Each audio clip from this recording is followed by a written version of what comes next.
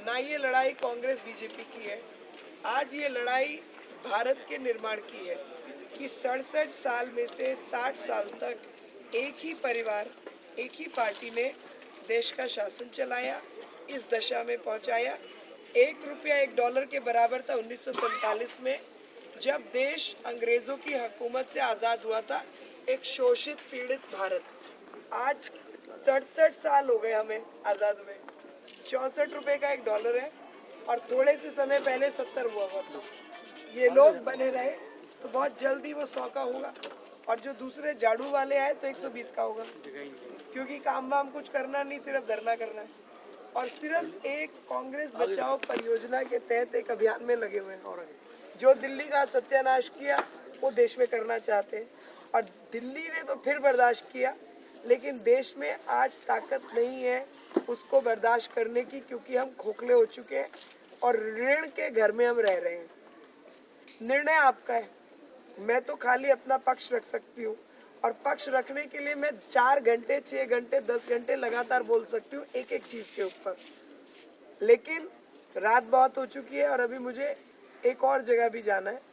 मैं सिर्फ इस एक छोटे से आग्रह के साथ कि अगर हम सब संतुष्ट नहीं हैं देश की दशा से, तो हमें पहले दिशा बदलनी होगी, क्योंकि 67 साल में से 60 साल तक दिशा एक ही रही है देश की।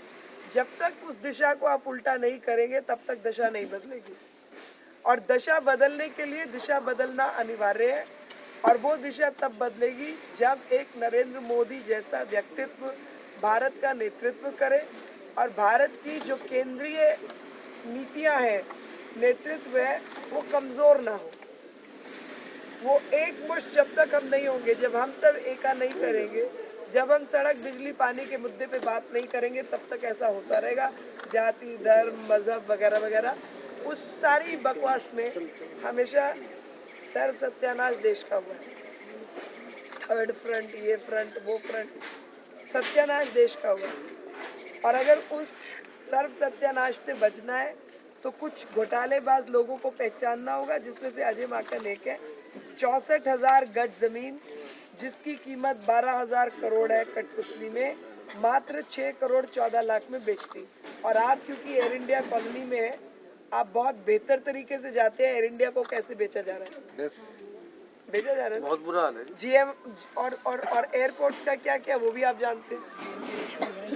नहीं, इश्यूज तो इनके बहुत सारे हैं, मेरे को वैसे भी पता है इनके इश्यूज। मुझे तो इनके जो पेंडिंग केसेस कोर्ट में चल रहे हैं वो भी पता है। तो इश्यूज तो होंगे 10 तारीख के बाद। आज तो मैं एक प्रचार के माध्यम से आपके बीच में हूँ, मगर मुझे ये पता है कि मैं आप लोगों के बीच में हूँ, जो कि मेरे अपने हैं, कहीं ना कहीं जुड़े रहे हैं।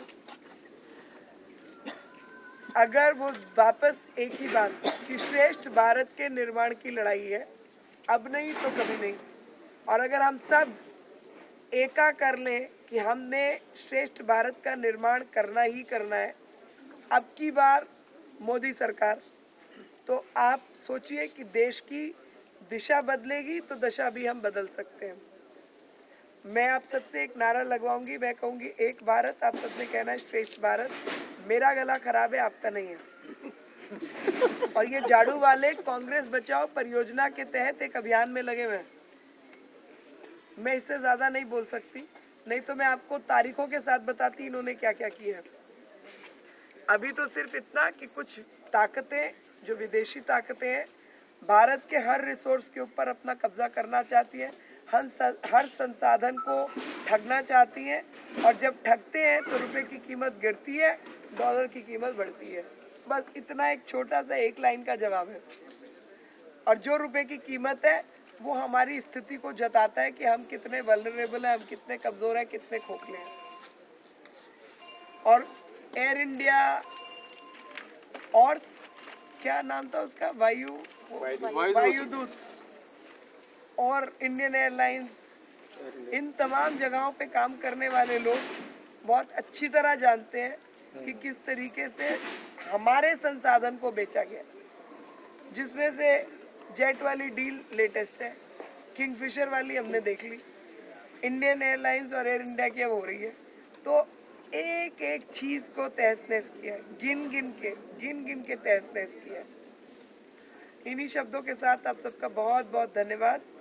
मैं बोलूंगी एक भारत, आप सब बोलेंगे श्रेष्ठ भारत। गला मेरा खराब है, आपका नहीं है, तो आपकी आवाज बुलंद होनी चाहिए। एक भारत श्रेष्ठ भारत। अभी भी लगता है मेरी आवाज बुलंद है। गला खराब में मेरी आवाज बुलंद है।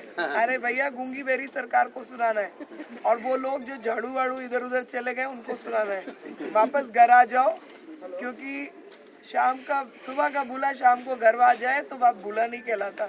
अभी भी समय है। एक भारत श्रेष्ठ भारत, एक भारत श्रेष्ठ भारत, एक भारत श्रेष्ठ भारत। भारत माता की जय। बहुत बहुत धन्यवाद।